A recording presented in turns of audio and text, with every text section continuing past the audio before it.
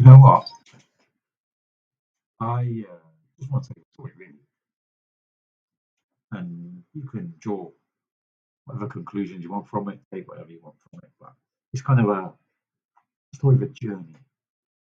It all starts with one day, my son, who's 13 years old, comes up behind me and does his dad, and you're thinking, hello, what's coming next? Probably something that's going to cost me, or something that he thinks I'm not going to want to do, etc. Anyway, so I'm like, yeah, what's up, son? What can I do for you? Resigned to having to fend off or bat away potentially a costly purchase of some kind. But no, it wasn't. It was basically that he and his friends had got together and decided they really like to set up their own football team. Well, he phrased it as a club. So him being him, he'd done some research on how to go about this approximately and who's contact and whatever else. So we went and together and sat down and trawled through endless bits of information. It's not easy to get a definitive kind of ABC how to set up a club or a team. Little did I know it that, or actually didn't really think about it. To be honest with you, because I was like, yeah, we'll talk it. I do actually work. I do actually have a job and things like that. That's one of those things that, yeah, we'll figure it out. Yeah, no problem. It turns out that it's not as simple as you might think. There's an awful lot to go through, a lot of bureaucracy, bizarre.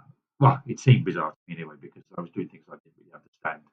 I suddenly had this FA fan number, and I don't remember being a fan. I'll follow England or whatever else, but I don't remember being a signed up fan. Anyway, all this sort of stuff you have to do and jumping through various hoops. But in the end, we hit a kind of a brick wall because I was trying to do it all by myself, and I suppose you figure out that as you go along, that it's not achievable in that way. There's an awful lot to think about. If you want to play football, you've got to have someone to play it, and all this kind of thing. I mean, we were there, we were getting there, but as I said, we hit a kind of a brick wall when it came to accreditation or affiliation, I think is a term, with what turns out to be the North Wiltshire League. Although we live in a place called Swindon, and if you don't know it, you're not aware of it. It's in, I suppose you call it the West Country. It's west of Reading. It's a metropolitan area, so it's quite big. It's got a big population, but there's no local league. All the teams from Swindon are plonked into this North Wiltshire League, which is quite far and wide, to be honest. Still, that's the way it works. So I kind of got signed up, and I went to an annual general meeting, sat through it, didn't understand really anything that was going on. But I thought, hey, the people there were really helpful there afterwards, but we just didn't really manage to get it over the line in time for the new season. Bing, light bulb comes on, and I say, hold on a minute, what if we, now understanding that there is a massive difference between starting a club and starting a team. So what if we just set up a team and then associate ourselves or affiliate ourselves with a club? As it turns out, the club that is actually pretty much across the road from where I live had a team that had collapsed, as it were. So they had an empty slot. It was all the admin was done, everything was set up, ready for the new season. They just needed a team. So we have filled that slot. Now, the reason I'm taking you through my personal journey or our journey as a team is because I want people to understand what is involved.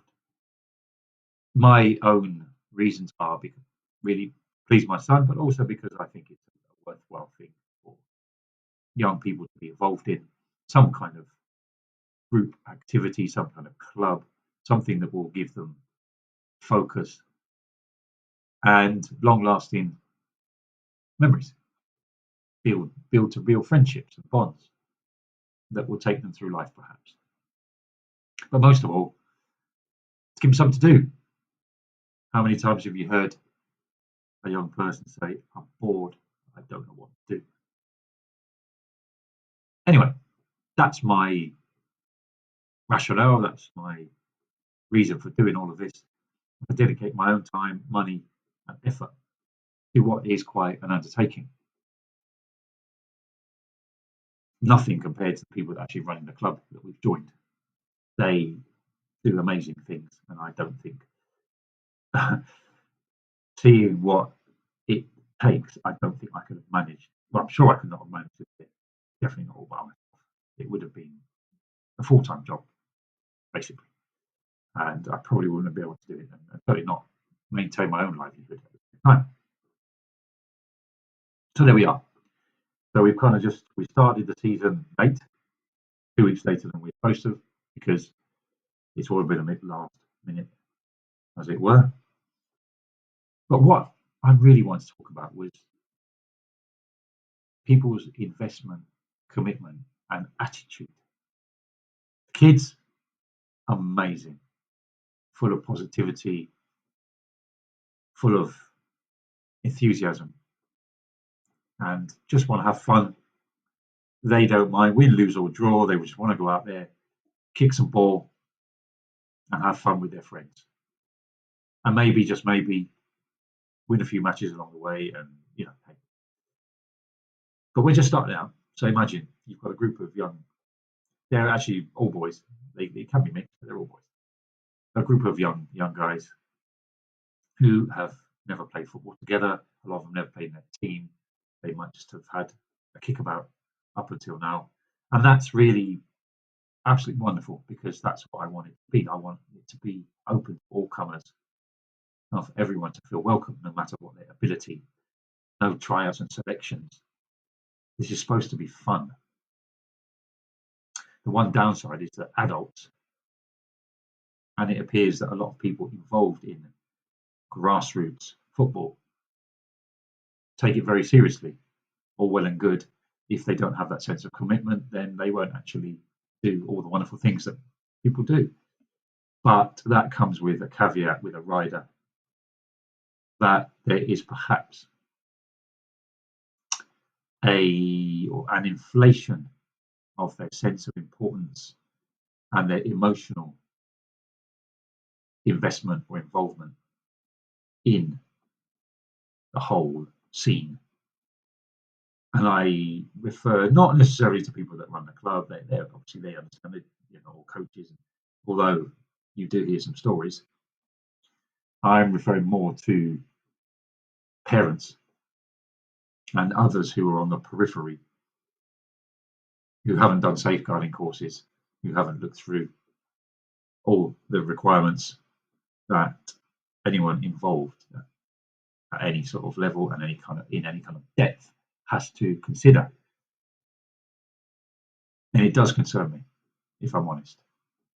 I'd rather they were not around because the kids are absolutely fabulous. They really are. They're so great to work with. I'm not a professional manager. I'm a professional coach. I'm just a dad who wants his son and his friends to have fun. That's it.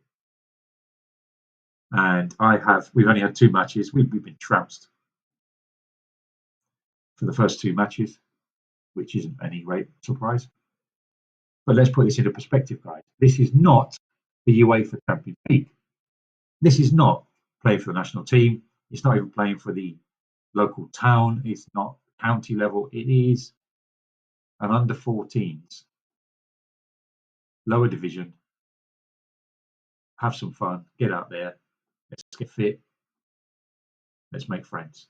That's the way I see it. Unfortunately, I don't think all other parents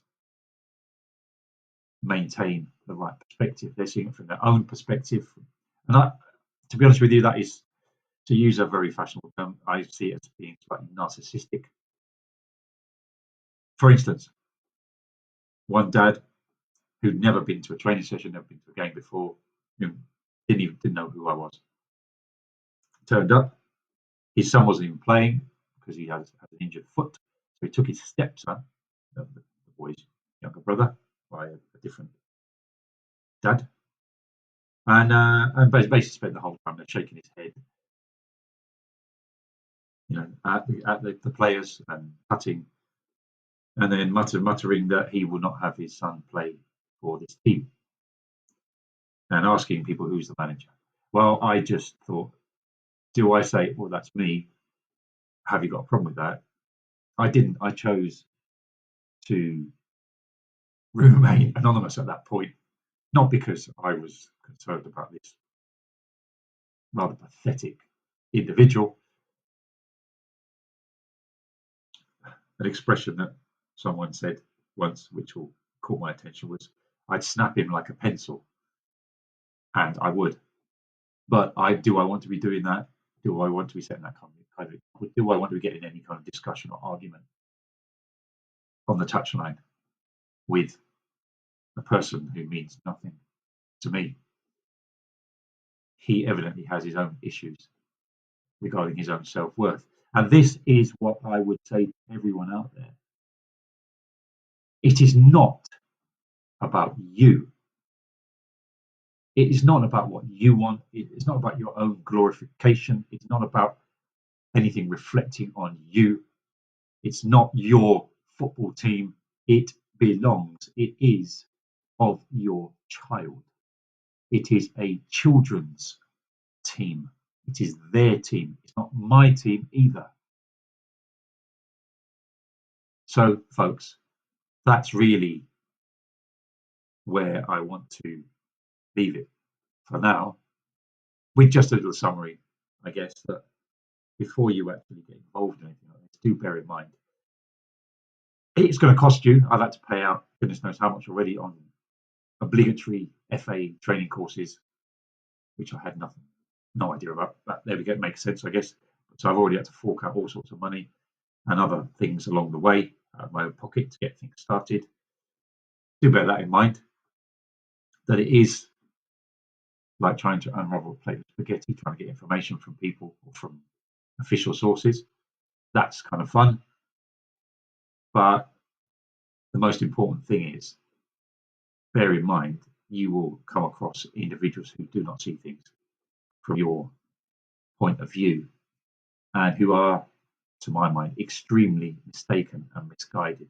And they need to check themselves and consider what it's all about. It's not about the parents, it's about the children.